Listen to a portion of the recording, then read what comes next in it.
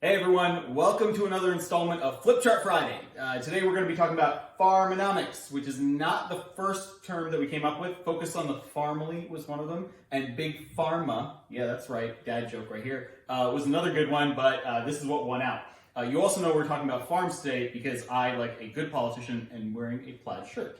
Now what we want to talk about today is the economic policies that go into our farms. Farms make up a huge part of our district. They are run by our great small business owners, and I want to show you what some of the policies have been in place for the last few years versus what I would do to help farmers out.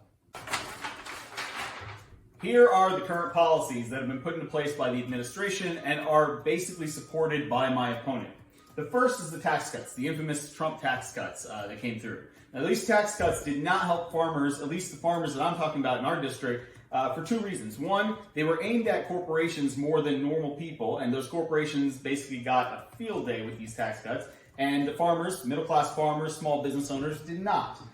Additionally, the tax cuts did not do what they were supposed to do in helping farmers come out of any sort of predicament. Farm bankruptcies went up between 2018 and 2019 by about 12%, and then they went up even more between 2019 and 2020. Additionally, farm debt is at an all-time high. The second policy that slightly addressed that was the bailouts. These bailouts totaled about $28 billion, and they were meant to help farmers get through these tough times before coronavirus. Those tough times being because of the trade war with China that we were going to have. And one of the big issues with the bailouts is that it's like putting a Band-Aid on a gushing wound. It doesn't actually solve the underlying problem. It just kind of hopes that it goes away, if you don't really pay attention to it. And that's not really responsible policy. And finally, why'd you need the bailouts? Well, it's because you put in disastrous tariffs. Tariffs didn't work. They were meant to penalize China, and instead they penalized consumers and they penalized farmers. In this country, these tariffs have caused more harm than they have good, and they basically made it impossible for us to have a good trade policy abroad. So, before we keep going, let's talk about what these tariffs are. Buzz Lightyear here is going to help us illustrate tariffs and how they work. Now, Buzz, do you have anything to say before we begin? No time to explain. Attack! Sounds like my opponent. No, in all seriousness, let's talk about how a tariff works with respect to this toy. So let's say Buzz here is made in China, a manufacturing plant there, and they make him for about $10, and they sell him to a toy store or a big box store here for about $10. And then that big box store, that toy store, local toy store, Walmart, whatever it is now going to sell it to us. But before they do that, there's a tariff, a tax that's put on them. And that tax is 25%, which means that whatever they were going to sell it at, which was $20 before, they're now going to sell it for $25. They're going to pass that cost on to us. Now, why do they do that? Well, for one, small businesses have a hard time competing. They've got to make as much money as they can, and there's a small profit margin there. And big box stores will probably pass on the tax to you anyway. It's possible they pay it, but that just means that they're going to be making less. So the end result here is that Chinese manufacturer still gets $10, toy store still gets $20, but potentially they might have to pay that $5 tax, or we have to pay that $5 tax. In either case, it's the American consumer or the American business owner that's hurting. Now, take a look at this graph. The gray bar shows you how much the US government made on tariffs in 2018 and 19. And then the red bar shows you how much we paid to help farmers out through the bailouts. Now ask yourself a question. Instead of going through all this inefficiency and these additional tax, wouldn't it have just been easier to help the farmers directly in the first place? And on that, let's find out what help they received. So here is the list of policies that my opponent put into place to help Tennessee farmers. That's it. That's about it.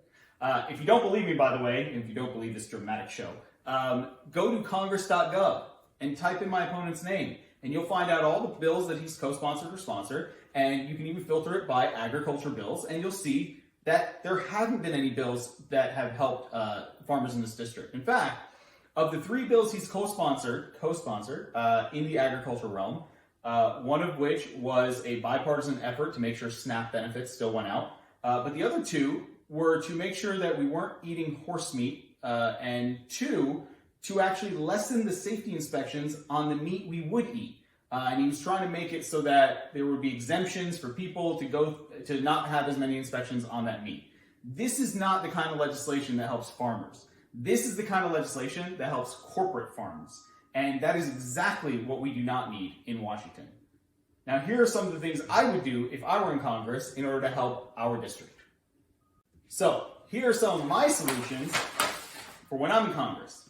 First, we get back to economic policies that's for working families and small businesses. What does this mean? One, we don't have corporate tax cuts. We instead maintain or give tax cuts to small businesses and farmers. The other thing is we don't put in disastrous tariff policies. I don't really know why we did in the first place. It was ineffective, and we shouldn't go down that route again. We should learn from the mistakes that other people have made for us, I guess.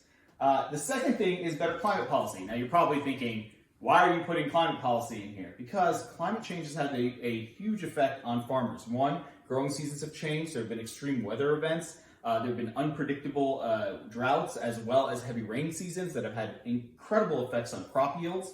There have been lower crop yields, and there have been changing patterns in the way insects are present, which have also affected the crops on farms across this district. The third thing is infrastructure and broadband policy. I would push for this because improved infrastructure means that you have better shipping routes, you have an ease of getting your food or your product to the market from your farm.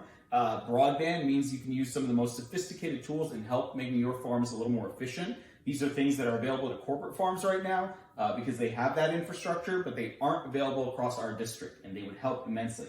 And finally, responsible government. You've heard me say this several times, but why is it important? Because if we have responsible government policy, if we have a fair tax code, if we have economic policies that help uplift small businesses and working families, if we go after tax cheats and make sure we're collecting all the revenue we should be collecting while still being smart about how we spend, we can better enable farmers to take on economic challenges both before and during a pandemic.